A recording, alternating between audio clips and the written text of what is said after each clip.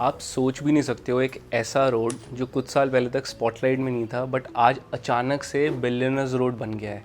पर ऐसा क्यों? यहाँ पर सारे टॉप डेवलपर्स और सारे अमीर लोग जो दिल्ली एनसीआर के हैं, सब यहाँ पर लैंड लेना चाह रहे हैं या फिर कोई अपार्टमेंट लेना चाह रहे हैं। बट अचानक से रातों रात ऐसा क्या हुआ? Stay with me to understand more about what has happened with in the last 1 year.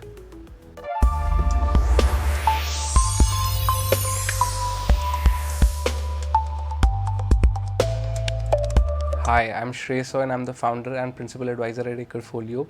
आज की वीडियो में हम समझते हैं कि नोएडा बना ही कैसे, क्या रीज़न था नोएडा बनने का, और आज जो नोएडा एक्सप्रेसवे के ऊपर ब्रांडेड रेजिडेंसेज आ रही हैं, लग्जरी अपार्टमेंट्स आ रहे हैं, what is the logic behind all of this, and इसके अंदर क्या एयरपोर्ट का इम्पैक्ट आता है इन सब चीज़ों पे। आज ऑल इन ऑन पूरा नोएडा को अंडरस्टैंड करते हैं, क्या रीज़न्स हैं आज जो प्राइजेस इतने ऊपर जा रहे हैं, वो जस्टिफाइड है भी या नहीं। चलो मोटा माटी समझते हैं, what was the purpose of making Noida. Noida को कहा जाता है New Okhla Industrial Development Authority, और इसको बनाया गया था 1976 में just to decongest Delhi. Delhi में हो गई थी बहुत ज़्यादा भीड़ भाड़, अब इंडस्ट्रीज़ वगैरह को थोड़ा सा कहीं बाहर मूव आउट करना था। अब इस सिटी को क्या है, जब बनाया था तो जो लॉजिक पीछे था ना, वो क्लियर था डे वन से कि इसको बहुत ही प्लान तरीके में बनाना है। जहाँ पर इन लोगों ने रेजिडेंशियल के रखा 38%, इंडस्ट्रीज़ आईटी के लिए रखा 21%, green and recreational area was also 16%। मतलब पहले से ही विजन क्लियर था कि ये सिटी जब बनाएंगे तो बहुत ही प्लान्ड वे में बनाएंगे। अब यहाँ पर पहले इंडस्ट्रीज़ आई, फिर आईटी ऑफिसेज आए, फिर उसी तरीके से रेजिडेंशियल आया, which is all needed for the ecosystem of a city. अब यहाँ आकर देखो, कभी भी सड़कें मिलेंगी आपको चौड़ी, सीवेज का कोई इशू नहीं, ड्रेनेज की प्रॉब्लम नहीं, जो कि हम गुड़गांव में देखते हैं बारिशों के टाइम में।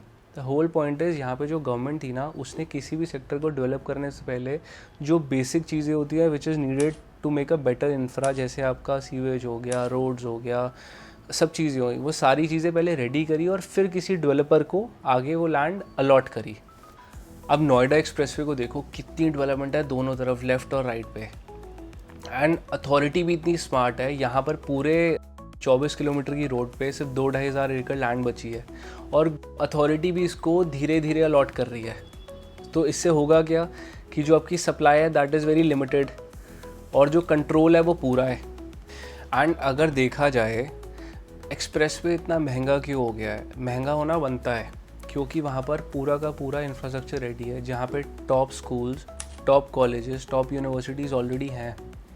एंड अब आप बात करो तो एक टॉप जो कॉर्पोरेट्स की कमी थी, अब वो भी आ रहे हैं। TCS बिल्डिंग देयर 100 एकड़ कैंपस इन सेक्टर 157, सेक्टर 145 में माइक्रोसॉफ्ट आ रहा है, सेक्टर 159 में Adani is making Paytm's campus. अब आप सोचो, जब इतनी सारी corporate big multinational companies would come to Noida, यहाँ पर कितने टॉप मैनेजमेंट के लोग आएंगे, कितनी जॉब्स क्रिएट होगी। उन सब के लिए घरों की ज़रूरत है, इंफ्रास्ट्रक्चर की ज़रूरत है, और एयरपोर्ट का बहुत बड़ा इम्पैक्ट होने वाला है इन सब चीज़ों के ऊपर। जेवर इंटरनेशनल एयरपोर्ट एक बहुत बड़ा रोल प्ले करेगा।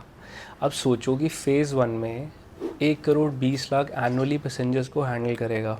अब इतने लोग आएंगे, इससे क्या होगा? टूरिज़्म बढ़ेगा, लोगों की मूवमेंट बहुत होगी, और जो लोग यहाँ पे एयरपोर्ट की टॉप मैनेजमेंट में काम कर रहे हैं या फिर सराउंडिंग एरियाज़, यमुना पे अब का अमेरिकन सिटी है, कोरियन सिटी है, सेमीकंडक्टर का इतना बड़ा सेटअप हो रहा है, ये बड़े बड़े जो लोग होंगे, जो CEOs होंगे कंपनी के, या बड़े जो अधिकारी होंगे, कहाँ रहेंगे? They would need this kind of luxury residential.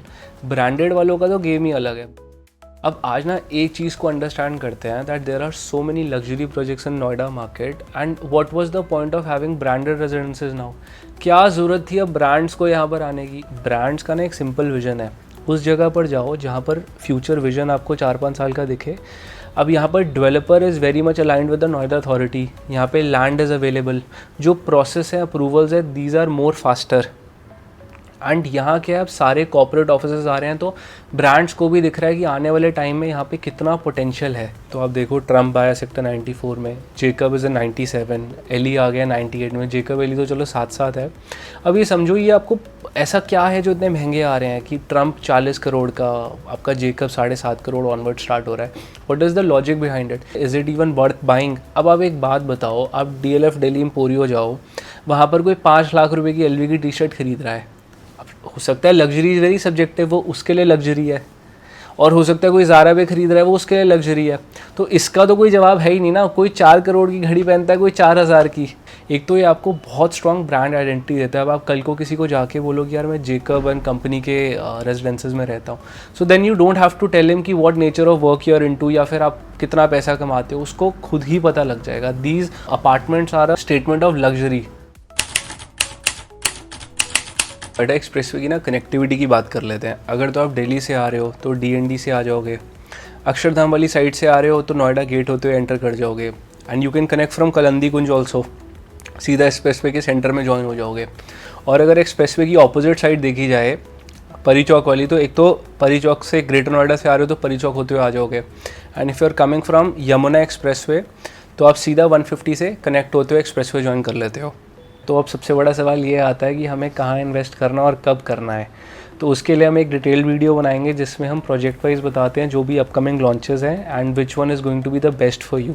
Screen पे ना हमारा नंबर आ रहा होगा, कोई भी आपका क्वेश्चन है, क्वेरी है, तो directly get in touch with us. हमारी टीम में से कोई ना कोई आपको कॉन्टैक्ट करेगा, and we hope to see you very very soon. Thank you.